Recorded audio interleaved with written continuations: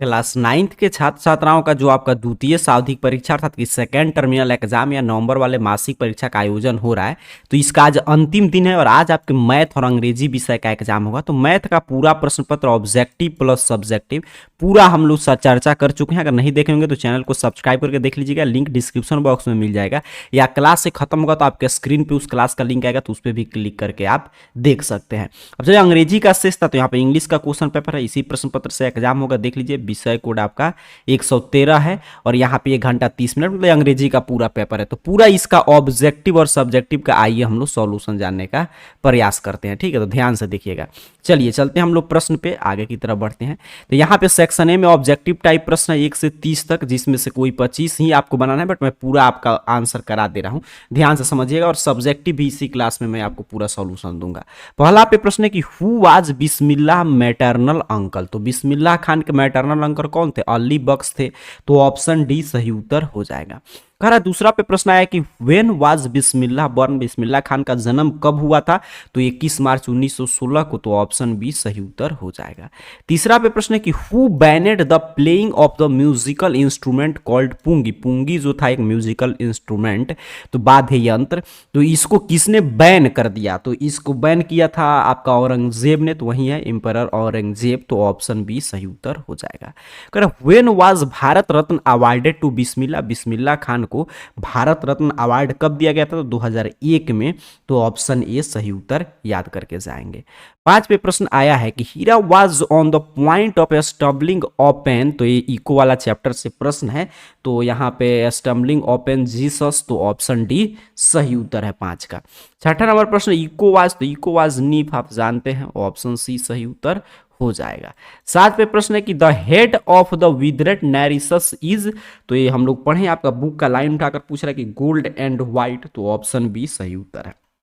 चलिए आगे बढ़ते हैं, अगला प्रश्न देखते हैं। यहाँ पे देखिएगा 8 पे प्रश्न है कि मोंटी निशानी हैज रिटेन। तो मोती निशानी है, यहाँ पे थोड़ा सा यहाँ पे क्वालिटी कमजोर है, देख लीजिए।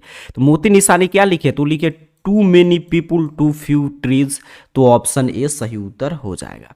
9 पे प्रश्न है कि हाउ मेनी अमेरिकन्स डाई इस ईयर फ्रॉम रेस्पिरेटरी डिजीज। मतलब कितने अमेरिकन जो हैं हर साल श्वास संबंधी बीमारी से मर जाते हैं, ये आपसे प्रश्न पूछा गया है। तो सही उत्तर है 60,000। तो ऑप्शन डी सही उत्तर है। चलिए आगे बढ़ते हैं, अगला प्रश्न यहाँ पे देखिए। कह रहा है कि for every dash dash human being alive now only one was alive hit. तो इसका सही उत्तर आपसे पूछा गया। तो ऑप्शन बी इसका सही उत्तर हो जाएगा, ठीक है। 10 नंबर प्रश्न का 12 था, ऑप्शन बी पे देख लीजिए, यही सही उत्तर है। यहाँ पे देख रहे हैं ना, यही प्रश्न था 10 नंबर। तो यहाँ पे ऑप्शन है, ऑप्शन बी पर 12 था। चलिए आगे बढ़ते हैं, 11 नंबर प्रश्न। कह रहा है who has written self introduction. Self introduction जो आप पढ़े होंगे आपके बुक में है, तो इसको किसने लिखा है?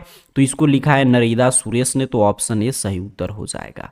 फिर आगे यहाँ पे 12 पे प्रश्न है कि the speaker in self introduction is a ordinary women. तो ऑप्शन बी सही उत्तर हो जाएगा। कह the lady is staying with her husband for the last. तो आपका 10 ईयर। तो ऑप्शन बी पे था, तो यही सही उत्तर है। 14 पे प्रश्न है कि the cell mentioned in the poem is of turtle. तो ऑप्शन डी सही उत्तर हो जाएगा। What is hacked in the poem sound. तो साउंड पोएम से प्रश्न दिया गया, तो ट्री, बिल्कुल ऑप्शन बी सही उत्तर है। कह रहा है आगे देखिए प्रश्न यहाँ पे देखेंगे। कह रहा है विच season is mention in the poem sound. तो साउंड में 2 सीजन की चर्चा है, स्प्रिंग और ऑटोमन का। तो ऑप्शन सी सही उत्तर हो जाएगा, ठीक है।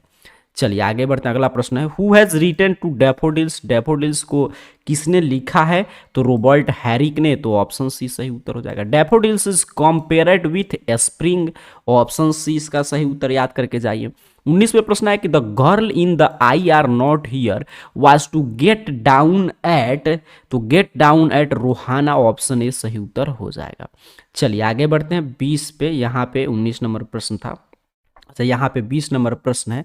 थोड़ा सा यहाँ पे प्रश्न का क्वालिटी थोड़ा सा खराब है, बट इसका सही उत्तर ऑप्शन ए होगा, मैं बता दे रहा हूँ। चलिए आगे बढ़ते हैं। 21 पे प्रश्न है कि चूज द करेक्ट स्पेलिंग। सही 4 में से मतलब एक सही बताइए स्पेलिंग कौन सा है।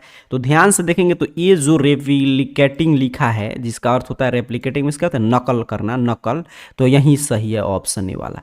करे इसमें से करेक्ट स्पेल्ड इट। तो ऑडिटोरियम सब लिखा है, करेक्ट कौन ऑडिटोरियम सही है? तो यहाँ पे देखिए ऑडिटोरियम क्या होता है? AUDITORIUM होता है, सभागार का अंग्रेजी। तो ऑप्शन डी सही उत्तर हो जाएगा।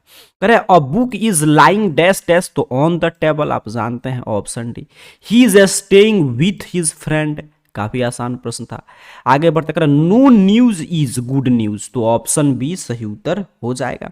26 पे प्रश्न है कि the boys as well as their mothers, यहाँ पे कौन सा एक्सलरी वर्ब का प्रयोग होगा, तो यहाँ पे हो जाएगा आर, ऑप्शन सी सही उत्तर है। 27 पे प्रश्न है कि तैरना एक कला है, तो तैरना एक कला है तो ये क्या हो जाएगा, स्विमिंग इज एन आर्ट, तो ऑप्शन सी पे दिया गया, तो यही सही उत्तर है। पेड़ के ऊपर कौवा है, ट्रांसलेशन देखिए कौन सा है, तो there is a crow on the tree, तो there is a crow on the tree, option D पे है। जॉन मिल्टन एक महान कवि थे, तो John Milton was a great poet, कहाँ पे दिया गया है, तो ऑप्शन डी पे। 30 पे प्रश्न है कि मीरा नहीं रो रही है, तो मीरा इज नॉट क्राइंग, तो ऑप्शन ए सही उत्तर हो जाएगा।